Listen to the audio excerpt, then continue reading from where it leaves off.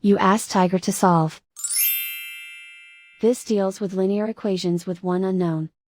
The final result is x equals 523 over 366. Let's solve it step by step. Simplify the expression. Multiply the fractions. Expand the parentheses. Simplify the arithmetic. Break up the fraction. Simplify the arithmetic.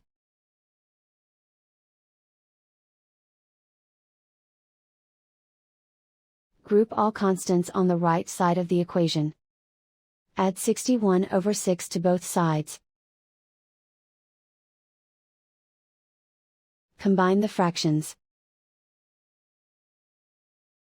Combine the numerators. Reduce the zero numerator. Simplify the arithmetic. Find the lowest common denominator. Multiply the denominators. Multiply the numerators. Combine the fractions.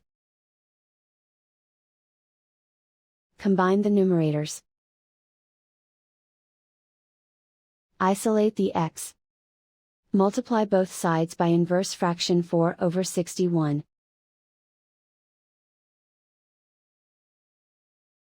Group like terms.